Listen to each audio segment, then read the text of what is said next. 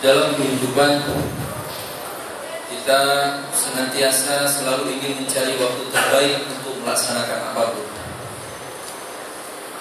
Kerjaan rahimahullah, waktu terbaiknya dari pagi sampai sore.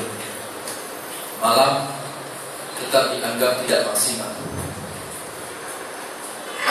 Umroh, waktu terbaiknya adalah Ramadan. Bermunajat kepada Allah Subhanahu wa ta'ala, berdua bersama Allah Subhanahu wa ta'ala, waktu terbaiknya adalah jika kita terbangun di malam hari. Semuanya rahimakumullah memiliki waktu terbaik. Usia muda adalah waktu terbaik untuk berjuang.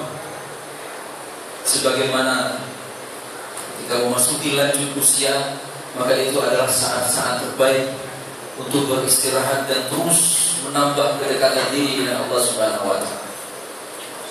Apapun ceritanya rahimahullah, apapun poinnya, apapun materinya, maka selalu ada waktu terbaik untuk menunaikannya.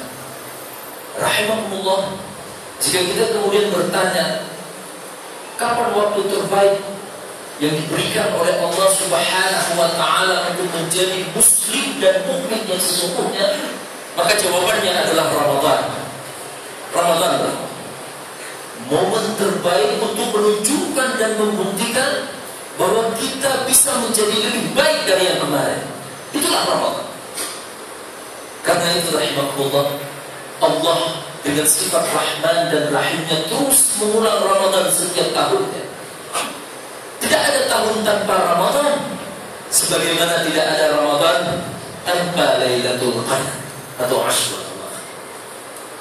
Karena itu rahmatullah, mari kita melihat kembali apa sesungguhnya yang terlewat dari kita atau yang terluput dari diri kita semua, sehingga Ramadan yang luar biasa mulianya menjadi sangat biasa pada diri dan pandangan kita. Rahmatullah. Yang pertama, Ramadan adalah saat terbaik untuk memperbaiki rohani, jiwa, ruh.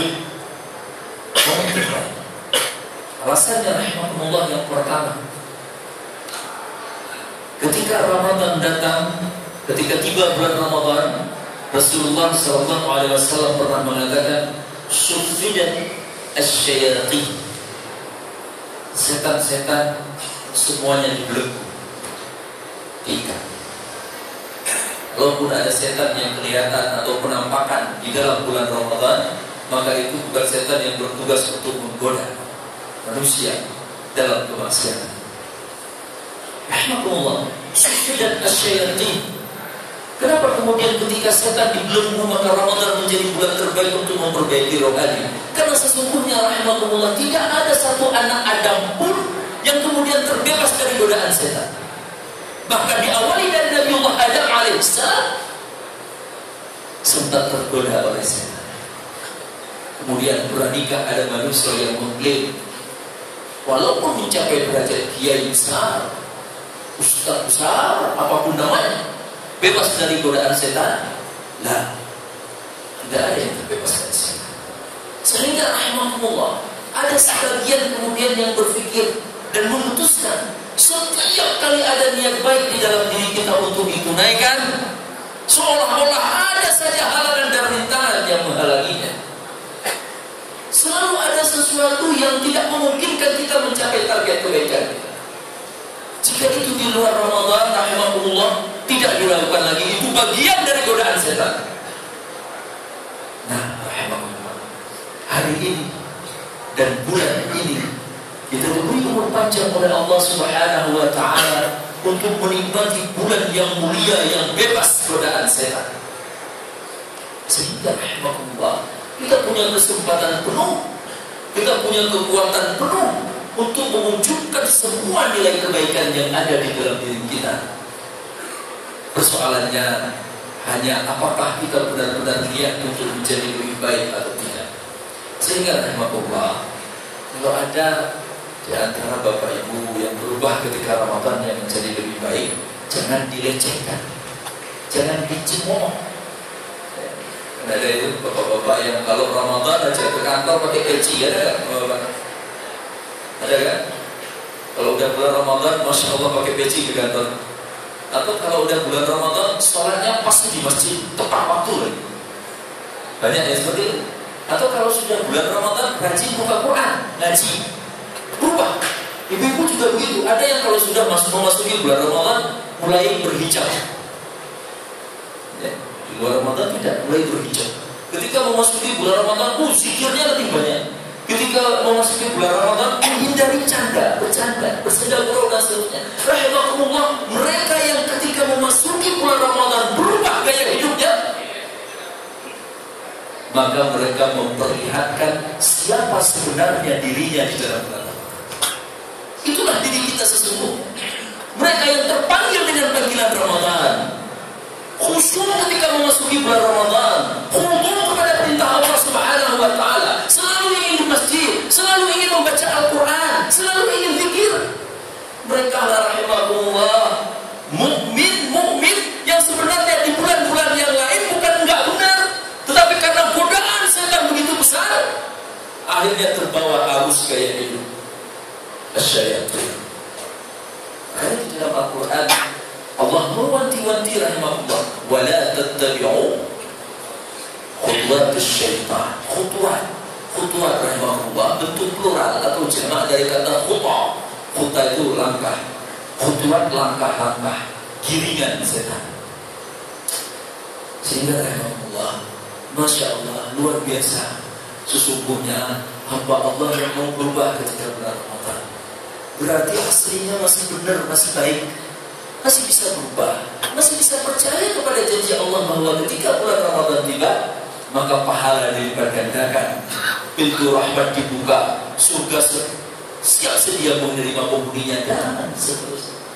Namun mereka yang kemudian berubah lagi ketika Ramadan usai rahimahullah, itu hanya karena terbawa arus gaya hidup setan. Bagaimana dengan mereka yang tidak berubah ketika Ramadan tiba? Masuki satu Ramadan, tetap saja seperti itu, jauh dari masjid, jauh dari Quran, jauh dari zikrullah, jauh dari menahan diri. Dan bahkan ada hari ini di antara mukmin muslim yang bahkan di dalam Ramadan pun tidak ingin untuk menahan lapar dan dahaga. Ada apa dengan mereka rahimahullah? Bukankah Rasulullah jujur? Rasulullah tidak mungkin bohong. Ketika Rasulullah SAW mengatakan setan dibelenggu, ya dibelenggu pula setan, tidak perlu ditakwil. Karena begitu punya hadisnya, dan itu hadis sahih. Seandainya sahabat tidak paham, mereka akan bertanya. Seandainya yang dimaksudkan selain itu, Rasulullah pasti akan menjelaskan. Sementara ketika kita membuka kitab syarah hadis, tidak ada penjelasan makna dibelenggu itu artinya ya kemaksiatan tidak terlihat lah. Bukan bahasa biasa, bahasa zahir. Bagaimana jika mereka tetap tidak berubah? Artinya diri mereka lah yang sebenarnya sudah terlalu parah terkontaminasi dengan gaya setan. Semoga kita semua rahimahullah jamaah masjid ini tidak menjadi bagian dari mereka yang seperti itu. Itu yang pertama, bahwa sufi dan asyaitan. Yang kedua rahimahullah terkait ar-ruh. Kenapa Ramadan kemudian menjadi bulan terbaik? Rasulullah SAW di dalam sebuah hadis riwayat Ad-Darimi, seorang ulama hadis, ada kitab yang bernama Sunan Ad-Darimi, sahih. As-siyamu junnatun minan nar ka junnati ahadikum minal qital.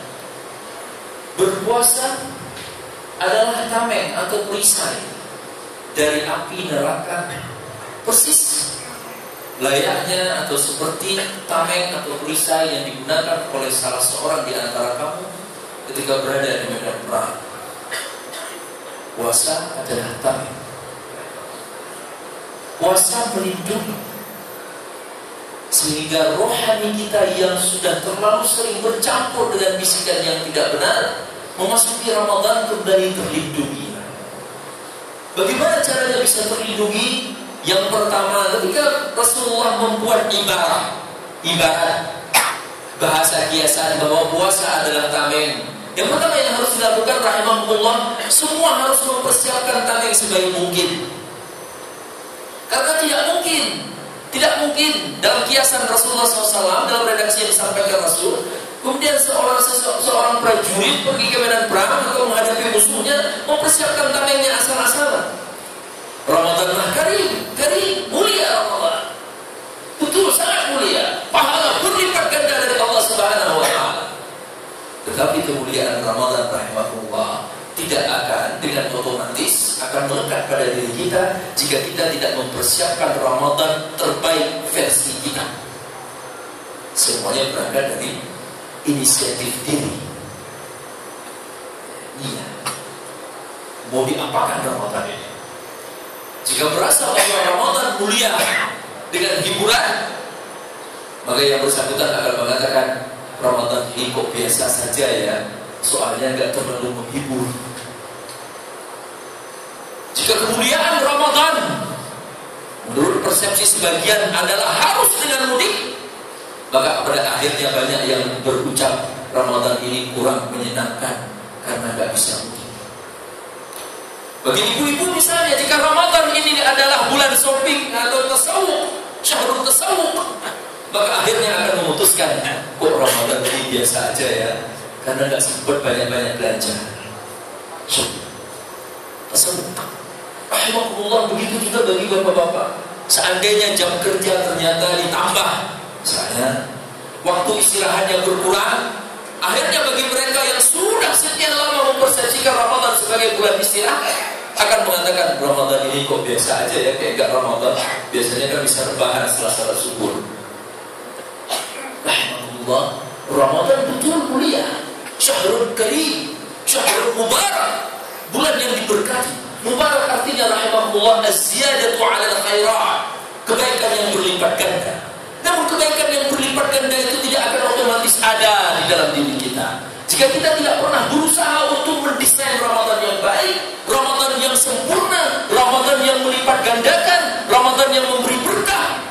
Maka mustahil kita keluar dari bulan Ramadan ini menjadi manusia yang lebih baik. Momen terbaik ini rahimahullah tetap kitalah yang memutuskannya. Kita ingin menjadikannya sebagai saat-saat paling mulia untuk merubah diri, saat-saat paling mulia untuk memperbaiki diri, atau ini adalah saat-saat paling mulia untuk membiarkan hawa nafsu kita. As-siyamu junnatun. Betul, siam akan melindungi. Namun hanya bagi mereka yang menyerahkan definisi siam, menyerahkan definisi puasa, menyerahkan semua tata cara puasa, menyerahkan semua apa yang harus dilakukan selama bulan Ramadan kepada Allah dan Rasulnya Muhammad sallallahu alaihi wasallam. Kemudian rahimahullah, jika ruh telah terperbaiki, jika kita sudah punya rencana yang mulia di dalam bulan Ramadan, bahwa inilah saat yang tepat, saat dimana rasa lapar kembali menghinggapi diri kita, akhirnya rahimahullah kita akan bisa mewujudkan otorisasi diri di atas jiwa. Rahimahullah, dalam kehidupan seringkali hati membisikkan sesuatu yang berseberangan dengan logika. Yang ini sulit untuk dilawan ketika di luar bulan Ramadan. Ketika berramadan dengan benar, berramadan sesuai jalurnya, sesuai relnya rahimahullah, harapannya adalah logika akhirnya bisa menaklukkan bisikan hati yang jahat dan tidak benar. Makanya kenapa di dalam bulan Ramadan persoalan halal diharamkan? Betul kan? Makan dan minum halal, halal, halal. Bahkan ketika Muhammad SAW mengharamkan dirinya untuk mengkonsumsi madu, untuk mendapat ridha sebagian istrinya, Allah menegurnya, ya ayyuhan nabi, lima tuharrimu ma ahallallah. Wahai Nabi Allah, kenapa kau mengharapkan apa yang dihalalkan Allah? Allah menegur ketika ada seseorang mengharapkan sesuatu yang dihalalkan. Nah, Ramadan rahimahullah, Allah sendiri yang membalikkan logika itu. Allah mengharapkan makan dan minum pada hari itu halal. Kenapa? Allah ingin mencoba logika kita. Masih sehatkah atau tidak? Jika masih sehat, jika logika imannya masih benar, logika penyerahan diri, logika Islam yang masih jujur, maka pasti akan nurut apa kata Allah. Tidak perlu merekayasa kehalalan dan keharaman. Yang tadinya halal di bulan yang lain, Allah mau haram, ya sudah ikut saja. Karena Allah lah yang menciptakan bulan, Allah lah yang menciptakan kita, Allah lah yang menciptakan makanan, dan tentunya Allah lah yang berhak mengatur di atas semua yang berhak mengatur.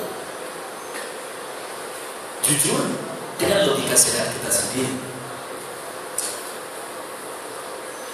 Contoh lainnya, ketika bulan Ramadan atau ketika di bulan-bulan lainnya, atau dalam praktek ibadah apapun, maka puncak pelaksanaan sesuatu, puncak apresiasi terhadap sesuatu biasanya terjadi di awalnya. Di awal. Contoh, sholat jamaah yang paling baik, yang masbukas, atau yang sempat takbir bersama imam. Yang takbir bersama imam ditentukan dari awal, ya kan? Dari awal. Haji intinya adalah wukuf. Sah-sah saja kalau jamaah haji datangnya besok wukuf, hari ini baru datang. Intinya wukuf, dan itu ada di awal rangkaian pelaksanaan ibadah haji. Ya wajib, tidak boleh ditinggal. Kalau ditinggal batal hajinya meskipun bayar dam. Yang lain-lain semuanya bisa digantikan dengan dam. Namun wukuf tidak bisa digantikan. Ada di awal. Banyak lagi ibadah-ibadah lain yang ada di awal. Jumat misalnya, rahmatullah. Jumat, orang yang mendapatkan pahala Jumat maksimal adalah yang datang paling awal, bukan yang datang paling terakhir. Esensi Jumat bukan ada pada sholatnya, tetapi pada khutbahnya. Salat Idul Fitri, esensinya ada pada sholatnya, baru kemudian khutbah. Semuanya di awal, rahmatullah. Nah, di Ramadan Allah membalikkan logika itu. Allah ingin menguji, mampukah kita mengontrol diri, mampukah kita mengontrol hawa nafsu. Ketika kemudian Allah menempatkan Lailatul Qadar tidak di awal Ramadan tetapi di akhir Ramadan. Ashrul awakhir, 10 terakhir yang pahala berlipat-lipat, yang Rasulullah SAW syadda mi'zar. Kata hadis, mengencangkan ikat pinggang, mengencangkan sarungnya. Ahya lailah, menghidupkan malamnya. Ayqadha ahlah, membangunkan keluarganya. Terjadi bukan di awal Ramadan, tetapi terjadi di akhir, penghujung Ramadan. Sekali lagi Allah menguji rohani kita, menguji jiwa kita. Jujur tidak kita dengan logika yang selama ini sangat-sangat kita banggakan. Mampu tidak diri ini mengontrol jiwa ini, rahimahullah. Jika mampu, maka seharusnya jemaah masjid bertambah di penghujung Ramadan, bukan hanya banyak di awal Ramadan. Namun apa yang kita saksikan pada hari ini, rahimahullah, banyak yang takluk dengan logika yang disampaikan oleh Allah Subhanahu wa Ta'ala. Akhirnya juga tidak berhasil ketika memposisikan awal Ramadan lah segala-galanya, sementara akhir Ramadan sudah persiapan belanja, persiapan mudik, persiapan macam-macam. Padahal disitulah momen tertinggi dalam ibadah selama setahun. Adakah malam dalam setahun yang setara dengan Lailatul Qadar? Tidak ada. Begitu yakinkah kita akan hidup sepanjang masa sampai kemudian sempat berLailatul Qadar? Belum tentu. Umur kita ada di tangan Allah Subhanahu wa Ta'ala. Yang kedua, setelah Ramadan menyehatkan jiwa, Ramadan memberikan kesempatan yang mulia, yang luar biasa untuk memperbaiki diri rohani, maka Ramadan juga akan pasti memperbaiki jasmani. Pasti. Aspek fisik kita juga akan terkoreksi, rahimahullah, selama menunaikan ibadah Ramadan. Sederhananya juga kita gunakan dari Al-Quran. Ketika Allah Subhanahu wa Ta'ala berfirman, wa kulu washrabu wa la tusrifu innahu la yuhibbul musrifin. Makan dan minumlah dan jangan berlebih-lebihan, sesungguhnya Allah tidak menyukai orang berlebih-lebihan. Rahimahumullah. Imam Qurtubi, kalau Bapak Ibu pernah dengar Imam Qurtubi yang punya tafsir ayat ahkam, kitab tafsir yang khusus membahas ayat hukum yang ada di dalam Al-Quran, paling populer, beliau paling top di dunia akademisi penafsiran dalam bidang tafsir. Hidup pada abad ke-8 Hijriah. Beliau mengatakan, jika ada kemudian umat Islam yang mengatakan bahwa berlebih-lebihan itu tidak berdosa, maka inilah dalilnya. wala tusrifu, larang. Sehingga beliau mengatakan rahimahullah, beliau menyimpulkan bahwa wala tusrifu adalah ayat pertama dan ayat yang paling penting di dalam Al-Quran untuk menjelaskan bagaimana umat Islam menjaga kesehatannya. Karena semuanya berangkat dari sikap israf, berlebih-lebihan. Sehingga beberapa ulama kemudian memutuskan ketika seseorang memiliki pengetahuan bahwa jika mengkonsumsi makanan tertentu secara berlebihan akan berdampak pada menurunnya kualitas kesehatan dan dia tetap melakukannya, maka dia berdosa di hadapan Allah Subhanahu wa taala. Masya Allah, Ramadan ternyata didesain oleh Allah untuk bagaimana kita bisa mengontrol diri. Namun tetap aja rahimahullah, sayangnya banyak yang siangnya mengontrol diri karena memang gak boleh makan dan minum, tetapi berbuka dengan seenaknya. Bagi mereka Ramadan adalah syahrul ta'am, bulan makan-makan. Sehingga muncul persepsi, kalau buka puasanya biasa aja, Ramadan tahun ini gak berarti. Muncul persepsi, masa buka puasa cuma dengan 1 porsi, berarti Ramadan ini kok gak terasa kayak Ramadan ya? Banyak yang seperti itu. Padahal seharusnya Ramadan adalah mendidik kita, membiasakan diri kita untuk tidak israf, tidak israf.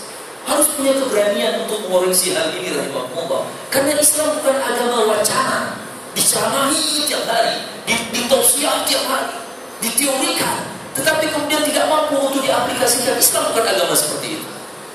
Kalau kembali kita jujur-jujur rahimahullah dengan sejarah perjalanan umat Islam, kita baca sejarah Rasulullah SAW. Pernah ada nggak ayat atau hadis berbukalah dengan sesuatu yang paling nikmat? Ada? Nggak ada. Berbukalah dengan porsi yang berlimpah. Nggak ada. Kalau kita lihat perilaku atau gaya berbuka Rasulullah SAW bersama sahabatnya biasa saja. Hanya pada zaman Rasul dan sahabatnya saja ternyata 3. Zaman khilafah Umayyah, Abbasiyah, sejarah tentang pelaksanaan Ramadan pada mereka juga biasa-biasa saja. Namun hari ini ternyata gaya berbuka yang berlebihan tidak hanya milik umat tertentu atau bangsa tertentu. Jamaah, nyaris seluruh dunia berbuka dengan cara berlebihan. Rahimahullah, jika Islam adalah agama milik Allah, jika Ramadan mulia karena Allah, karena Muhammad SAW, kenapa kemudian kita menggeser nilai kemuliaan itu dengan standar yang kita buat sendiri? Wakulu wasyabu wala tusrif. Demikianlah rahimahullah yang bisa disampaikan pada hari ini. Semoga ada manfaatnya bagi kita bersama. Yang pertama, harus ada keyakinan kuat bahwa Ramadan harus bisa merubah diri kita. Ramadan harus bisa merubah dari yang sebelumnya biasa-biasa saja menjadi lebih baik. Kalau sebelumnya merasa sudah sangat baik, maka akan lebih baik lagi. Harus begitu kan? Kemudian yang kedua, bahwa fisik harus dijaga rahimahullah. Al-mu'minul qawi ahabbu min Allah min al-mu'min ad-da'if.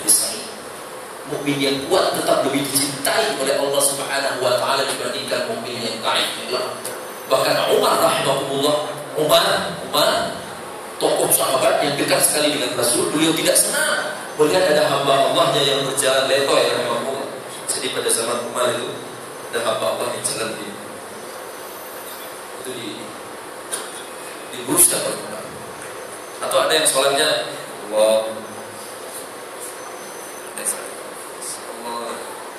Umar marah ya. Islam adalah agama yang kuat, bukan juga mempertontonkan kekuatan lah. Tetapi setidaknya kita harus tampil ya, ada rijal, belum bahasa Quran. Ar-rijal qawwamun 'ala an-nisa. Kenapa menggunakan kata rijal? Rijal maknanya adalah kekuatan, tidak lemah. Sehingga nggak ada alasan bagi kita pada hari ini kemudian puasa kita terganggu, kesehatan kita terganggu, justru gara-gara gaya hidup kita sendiri. Mungkin ini yang bisa disampaikan, semoga ada manfaatnya. Jadi dari panitianya hanya ada tanya jawab biasanya. Ada sesi tanya jawab. Siapa tadi ya? Oh ya, silakan kalau Bapak Ibu ada yang ingin disampaikan, silakan.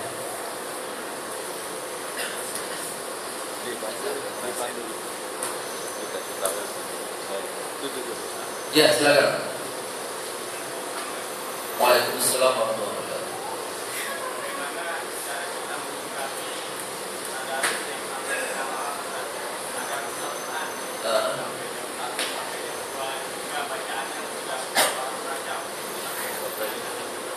Ya. Tapi pertanyaannya saya ulang biar semuanya bisa mendengar. Pertanyaannya adalah bagaimana menyikapi tadarus yang dilakukan di banyak masjid yang biasanya sampai tengah-tengah malam, tapi ternyata yang ngajinya nggak bisa tahsin dengan baik atau tajwid dengan baik. Kalau pertanyaannya menyikapi seolah-olah memiliki wewenang untuk meluruskan itu, Pak, ya, gitu kan? Artinya kita ingin agar tadarus itu lebih baik. Mungkin berangkat dari boleh tidak tadarus sampai tengah malam. Jangankan tengah malam 24 jam juga boleh, gitu kan?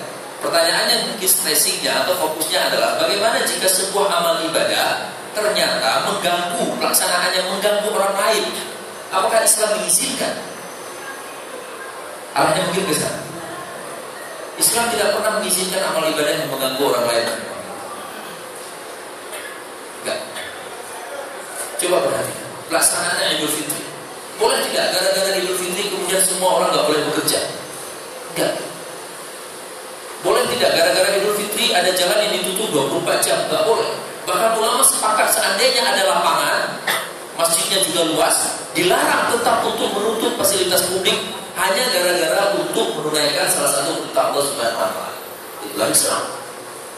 Termasuk rahimahullah menggunakan mikrofon untuk tadarus di malam hari. Apakah dengan bermikrofon maka pahalanya lebih banyak? Itu pertanyaan paling logisnya. Kalau iya lebih banyak, ya pakailah mikrofon. Cuma masalahnya nggak ada ayat dan hadis yang mengatakan ketika suara itu lebih kencang maka pahalanya lebih banyak. Azan saja yang ketika makin kencang makin baik, karena bisa didengar oleh banyak orang dari tempat yang lebih jauh. Namun ngaji rahimahullah, apalagi tadarus dari kata bahasa Arab darasa yudarisu, tadarusan artinya saling mempelajari Al-Quran. Jika itu saling mempelajari, kenapa kemudian harus mengganggu kenyamanan dan ketentraman orang lain? Apalagi kemudian rumah Allah dibuat, didirikan sebagai tempat sujud. Ini juga bahkan yang lebih-lebih lagi perlu dikoreksi dan pada hari ini banyak jamaah tadarus, mereka tadarusan kemudian jam 11 atau jam 10 malam ada yang masuk ingin menunaikan sholat, tadarusnya jalan terus dengan suara kecil tanpa ada yang dipelankan. Ini keliru. Masjid didirikan untuk tempat sujud, bukan untuk tempat baca Quran. Meskipun boleh baca Quran di dalam masjid, gak ada bedanya pahala baca Quran dalam masjid dengan pahala baca Quran di rumah, sama. Tetapi sholat beda pahalanya. Salat wajib fardu dengan berjamaah di masjid 27 kali lebih tinggi dibandingkan di rumah sendiri. Tapi baca Quran tidak. Sehingga rahimahullah membaca mengeraskan suara harus dipastikan tetap memberi kenyamanan. Karena kalau ditarik, apa sebenarnya tujuan mengeraskan suara? Pasti jawabannya syiar Islam. Syiar Islam dalam perjalanan sejarah Islam tidak pernah dilaksanakan tanpa mempertimbangkan ketentraman kenyamanan orang lain. Selalu mempertimbangkan itu semua. Gitu ya. Jadi perlu dikoreksi. Bukan hanya karena bacaannya nggak rapi, tapi bagaimana jika ada yang ingin beristirahat? Apakah ketika bulan Ramadan diwajibkan untuk begadang? Enggak. Perlu dikoreksi bahwa itu tetap memberi kenyamanan, bahwa tujuan utama dari tadarus bisa tercapai, yaitu saling belajar Al-Quran, saling meluruskan cara bacanya, saling memahami maknanya. Yang lain mungkin masih ada 5 menit. Silakan.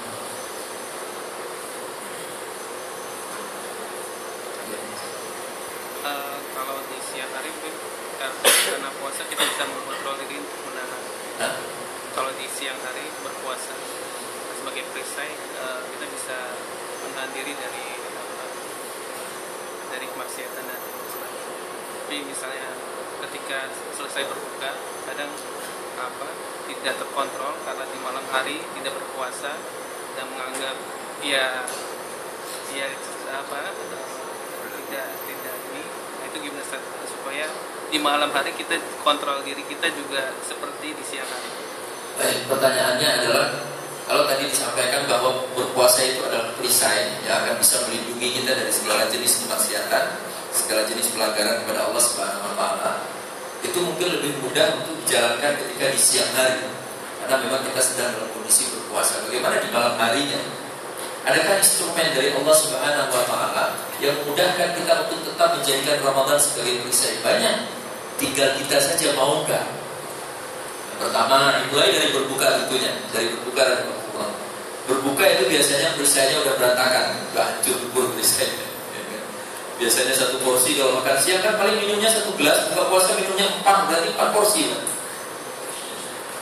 Nah, bagaimana cara membangun perisai yang baik ketika berbuka? Ya, lucu saja ada hadis Rasulullah SAW. Hadisnya sudah banyak bagaimana Rasul berbuka. Biasa aja. Rasul berbuka sesuai dengan apa yang ada di rumahnya. Gak pernah gara-gara karena hari ini akan berbuka, maka Aisyah radhiyallahu anha dari siang udah gak keluar rumah lagi mempersiapkan makanan untuk berbuka di sore hari. Gak ada hadisnya yang begitu. Aisyah keluar aja. Ntar pas berbuka ada makanan apa ya kita berbuka. Kalau hari ini kan kita sebetulnya kita kan bukan nabi, pasti ada yang ngomong gitu. Ustaz, kita kan bukan sahabat. Iyalah, kita lebih nikmat, tapi kan gak perlu berlebihan dari yang Allah. Stresinya pada apa? Stresinya pada berbuka tepat waktu, secepat mungkin, segera. Allahu Akbar, segera berbuka. Tidak ditunda-tunda. Ya, itu mungkin. Jadi ini harus dikomunikasikan. Kalau bagi bapak-bapak yang mungkin masih berbuka di rumahnya, masih sempat di rumahnya, harus dikomunikasikan dengan pasangan hidupnya dan keluarganya. Karena hal ini tidak mudah diterima. Semuanya pasti akan nolak. Gimana sih namanya berpuasa? Ya boleh dong menikmati berbuka. Silakan menikmati berbuka, tetapi kenapa tidak merujuk pada ketentuan Rasulullah SAW? Karena dampaknya banyak kan? Israf ketika berbuka, maka memperlambat gerak kita dalam menunaikan sholat. Bahkan ada yang lebih parah, tidak menghantarkannya menuju masjid karena keberatan macam-macam. Jadi diawali dari situ lah. Instrumen berikutnya, Allah Subhanahu wa taala menghadirkan anugerah tarawih di dalam bulan Ramadan. Harus punya tekad dari Allah. Makanya kenapa evaluasi itu penting. Sesungguhnya evaluasi kan bukan eksklusif milik umat Islam saja, milik semua umat dan milik semua jenis pekerjaan, profesi. Semua harus ada evaluasi. Ketika kita berani mengevaluasi cara kita berRamadan pada tahun yang lalu, mungkin instrumen tarawih tidak termanfaatkan dengan baik, maka kembali manfaatkan dengan baik pada tahun ini. Cari masjid yang imamnya paling lama, jangan yang paling cepat. Iya kan? Dan namanya juga salat tarawih. Ya, dulu bapak lagi saya masih kuliah di samping Al-Azhar itu kan ada masjidnya, itu Masjid Al-Azhar. Sana tarawihnya 8 rakaat plus witir, 2 rakaat. 2 rakaatnya setengah jam. Setelah itu setengah jam berikutnya diisi dengan imam menjelaskan apa yang dibacanya pada saat sholat tadi, sholat sebelumnya. Begitu seterusnya. Kira-kira selesai berapa lama imam? 4 jam ya. 4 jam selesai. Nikmat. Bagaimana kunci agar tarawih itu nikmat meskipun lama? Sederhana. Jangan pernah menghitung jumlah rakaat kecuali yang bertugas sebagai imam. Iya, benar, saya jujur dulu saya juga orang biasa kok Pak. Saya karena dulu itu di belakang lagi masih SMP, saya hitung gitu. 1 lah, 3 Allah masih 11 lagi di depannya. Lama jadinya itu. Enggak nikmat. Nah, kalau imam aja yang hitung, biarin aja imam begitu. Enggak usah kita sholat aja, ikut aja imam, nikmati aja imam baca lama, nikmati aja. Itu akan terasa lebih cepat. Karena persoalannya perasaan sesungguhnya, fisik mah kuat. Coba kalau lagi jalan-jalan kuat gak lama-lama jalan yang muter-muter di mall dari pagi sampai sore gak terasa gitu. Padahal jalan berapa ratus kilometer. Kenapa kalau sholat cuma diminta berdiri itu juga gak lama amat. Paling berdirinya 15 menit terus duduk, rukuk, sujud dan sebagainya, berdiri lagi 15 menit mah gak lama. Kalau lagi ngantri ke bank atau kemana lebih 15 menit kayaknya berdiri. Ternyata kuat-kuat aja persoalan ya. Jadi di antara triknya jangan menghitung jumlah rakaat. Tarawih. Instrumen berikutnya qiyamul lail. Ada qiyamul lail dalam Ramadan. Salat malam. Ini juga bisa jadi perisai. Malam kan biasanya ada yang kegiatannya tengah malam. Ketika Ramadan dia nggak kerja tengah malam. Kenapa? Di Ramadan disuruh untuk ngaji Al-Quran, diminta untuk qiyamul lail. Dan rahimahullah Ramadan tidak bisa dipisahkan. Kita merindukan umat suatu bangsa di mana mereka ketika Ramadan tiba selalu bersama Al-Quran. Syahrul Ramadan alladzi unzila fil Quran dan linnas bayyinatin minal huda wal furqan. Setelah Fitri ada sholat malam di mana? Kenapa? Setelah Idul Fitri. Ini pertanyaan fikih. Ya, pertanyaan fikih. Tapi nanti kalau bapak-bapak ustadz yang lain menjawab yang berbeda, ya sudah, silahkan dipilih yang mana. Sepengetahuan saya, salat witir itu hanya dilaksanakan sekali saja dalam semalam. Jadi kalau bapak-bapak salat tarawih, biasanya kan imam langsung dilanjutkan dengan witir. Kalau bapak-bapak sudah salat witir, setelah itu tengah malam terbangun ingin salat sunnah, boleh salat sunnahnya? Nggak boleh witir hijab salat sunnah. Salat sunnah, lakukan salat sunnah. Setelah itu perlu witir lagi, nggak usah, karena tadi sudah witir. Namun rahimahullah, ulama fikih mengatakan, sebatas yang saya tahu, jika memang kita dari awal malam, dari awal tarawih sudah niat nanti malam tetap mau sholat lagi, maka jangan ikut witir bersama imam. Kalau memang dari awal sudah memang niat akan sholat malam lagi. Tapi kalau masih mugab-gab, ntar sholat gak ya? Ntar lihat dulu deh kalau nggak ngantuk. Nah kalau masih mugab-gab, mending sholat witir aja. Kalau ternyata nggak terbangun, ya kan udah witir. Nah mungkin seperti itu kan.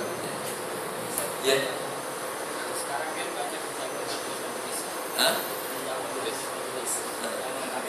syiar Islam tapi pada waktu maghrib banyak anggota-anggotanya yang sibuk menyapa dan lain sebagainya. Bahkan sampai waktu kita Isya ada kajian juga yang mulainya maghrib sampai Isyanya itu lewat. Terus ada sendiri masuk pagi dan ada tunggu ini lah orang waktu taman begini saya kan ada yang sholat itu pasti ada bahkan ada yang makan aja kan habis buang habis selesai makan kan kayak malam kita Iya memang dari pertanyaannya itu tentang kesibukan ya, kesibukan yang menghiasi para jamaah di masjid-masjid tertentu ketika menjelang saat berbuka dan menjelang pelaksanaan sholat isya berjamaah berikut tarawih. Rahimahumullah, ya memang harus bisa dipisahkan mana yang pokok dengan mana yang tambahan-tambahan ya. Jadi pokoknya yang menjadi inti adalah pelaksanaan maghrib dan isya secara berjamaah ya. Nggak ada toleran ya. Atau dalam bahasa bapak-bapak mungkin zero toleran ya. Untuk agar orang silahkan bersibuk dia dan tidak mesti mengerjakan sholat secara berjamaah. Allahumma illa kecuali mereka yang bertugas sebagai keamanan, itu boleh. Di dalam negara Islam itu kan kalau bapak-bapak yang bertugas sebagai keamanan itu nggak mesti harus sholat berjamaah semua karena bisa kacau nantinya. Gitu. Jadi hanya untuk profesi-profesi yang benar-benar tidak bisa ditinggalkan. Itu saja. Yang lain mah harusnya didesain agar itu bisa ditunaikan secara berjamaah. Gitu. Baik, mohon maaf, saya mengambil waktu bapak-bapak 3 menit. Semoga ada manfaatnya bagi kita bersama. Semoga Allah Subhanahu Wa Taala memampukan kita, memberikan kita taufik dan anugerahnya agar kita lebih kuat berRamadan dengan baik, berRamadan dengan gaya Allah dan Muhammad Sallallahu Alaihi Wasallam. Sampai di sini mungkin. Billahi taufiq wal hidayah. Assalamualaikum warahmatullahi wabarakatuh.